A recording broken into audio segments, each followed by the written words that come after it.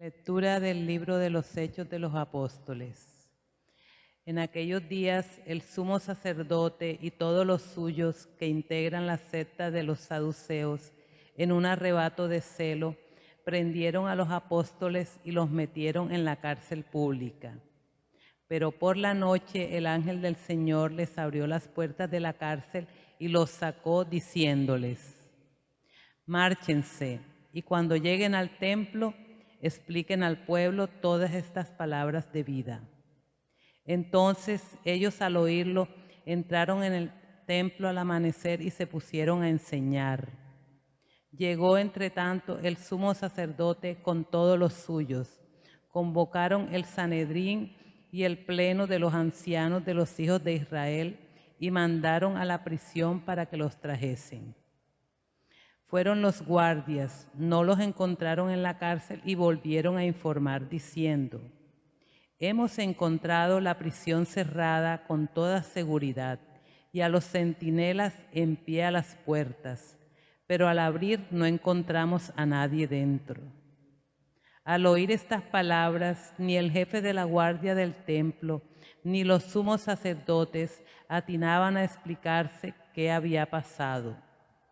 Uno se presentó avisando: miren, los hombres que ustedes metieron en la cárcel están en el templo enseñando al pueblo. Entonces el jefe salió con los guardias y se los trajo, sin emplear la fuerza, por miedo a que el pueblo los apedrease. Palabra de Dios. Te alabamos, Señor. La vida me ha enseñado a mí que hay muchas formas de amar a la gente y que el amor a la gente, el amor a las personas no es exclusivamente de un modo afectivo, como a veces nosotros lo creemos, exclusivamente con abrazos y con besos. Creo que una de las cosas que nos ha impedido a nosotros o que nos ha limitado a nosotros esa posibilidad de poder entender el de amar al prójimo, el de aprender a amarlo como Jesús nos ama, el de incluso aprender a amar a nuestros enemigos y aprender a amar a quienes nos han hecho daño. Yo creo que la restricción está cuando nosotros hemos emparentado en el amor simplemente con los besos, con los abrazos, las caricias, porque como eso ha sido lo que nos han enseñado, entonces uno cree que para amar algo, a alguien, necesita uno abrazarle y besarle. Por eso para uno resulta inimaginable amar al enemigo o a las personas que nos han hecho daño de esa manera. Sin embargo, fíjense que no. El amor al prójimo tiene múltiples manifestaciones. Una de ellas es el respeto por la otra persona, el respeto por quien es, el respeto por su identidad.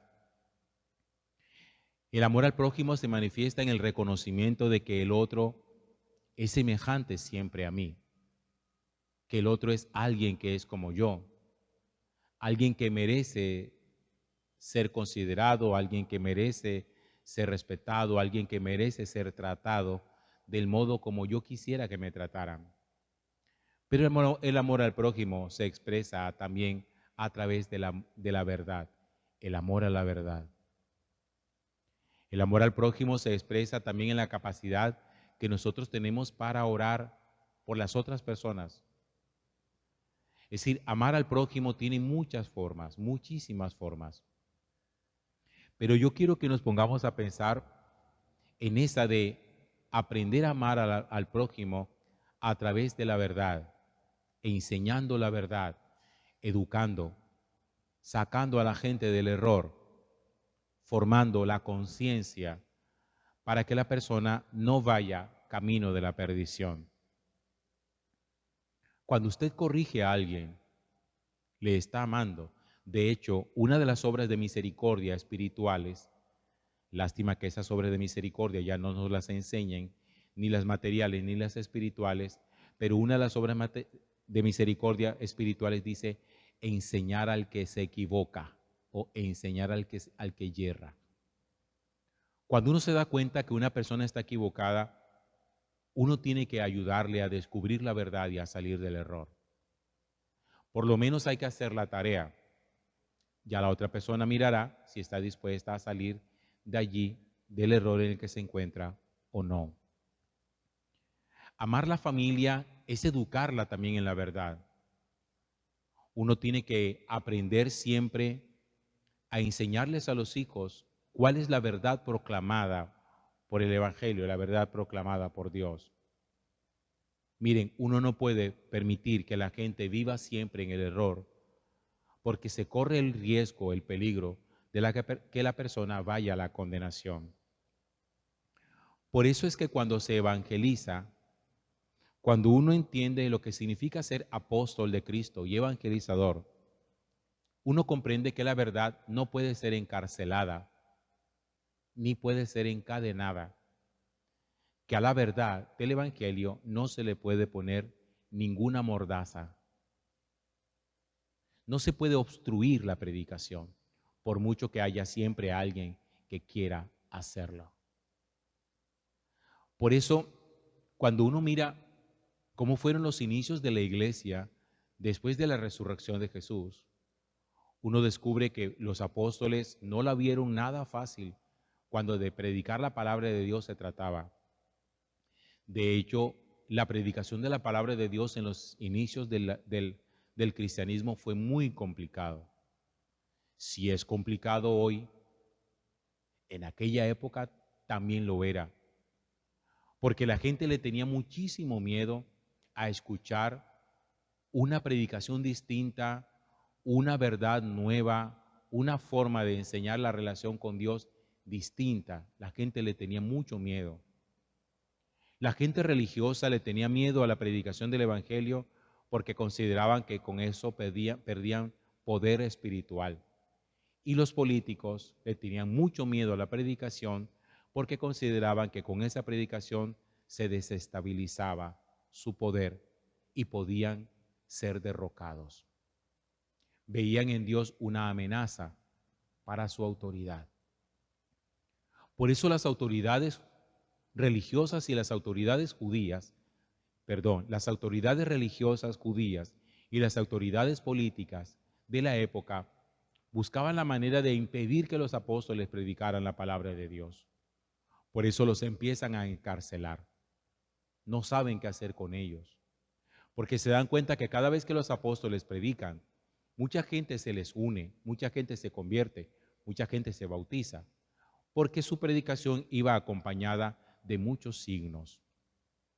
Por eso el libro de los Hechos de los Apóstoles, hoy en el capítulo 5, dice que las autoridades religiosas, el sumo sacerdote, los saduceos, agarraron a los apóstoles, los detuvieron y los metieron en la cárcel. Y la idea era que ellos no siguieran predicando más, que no enseñaran más. Pero por la noche vino un ángel del Señor que les abrió las puertas de la cárcel y los sacó y les dijo: váyanse, cuando lleguen al templo expliquen al pueblo todas estas palabras. Como quien dice, salgan de aquí, pero no para esconderse, sino para seguir haciendo vida pública. Porque cuando una persona sale de la cárcel o huye de la cárcel, normalmente se esconde. Uno podría pensar que los apóstoles fueron liberados por el ángel para ir a esconderse, pero resulta que no. El ángel del Señor le dice: van a ir al templo y van a predicar. Es decir, los vamos a liberar, pero van a seguir haciendo vida pública y van a predicar en público, donde todo mundo a ustedes los vea. Es que la palabra de Dios no tiene mordaza, ni tiene cadenas. La palabra de Dios se predica a tiempo y a destiempo, nos guste o no nos guste. Hay situaciones de su familia en la cual usted seguramente hasta lo piensa: ¿será que le digo esto a mis hijos? Los papás de hoy piensan mucho si le dicen a los hijos ciertas cosas. Se va a molestar, no me va a volver a hablar, es que el tema ya lo tocamos, va a salir enojado, etc. Pero fíjense, cuando una persona tiene la tarea, la responsabilidad de educar en la verdad, Recuerde siempre, cuando usted enseña en la verdad, está amando. Y es su deber hablar, aunque la otra persona se incomode. Porque la verdad de Cristo no se le pone mordaza, no se le pone cadenas, no se le pone barrotes, no se encarcela. Y el Señor siempre nos dirá, habla, habla, habla. Que va a haber personas que no les gusta la predicación, que va a haber personas que se van a sentir tocadas por lo que se dice. Es que ese es el objetivo. Y eso siempre tiene que pasar. Cuando alguien que viene a la Eucaristía, por ejemplo, y escucha al sacerdote, bien sea a mí o a cualquier otro, decir algo que lo tocó en el corazón y esa persona se sintió impactada, de pronto dice, es que eso que el cura dijo, parece que me lo hubiera dicho a mí. Pues sí, es que lo que uno habla, lo dice para usted. Y lo dice uno para uno mismo. Es que uno no habla sencillamente ni enseña cosas para decirlas o para adornar la misa, ni para hablar cosas bonitas. No, se enseña la palabra para educar el corazón, para educar la conciencia, para enseñarnos de la mejor manera posible a ver cómo enderezamos nuestra vida.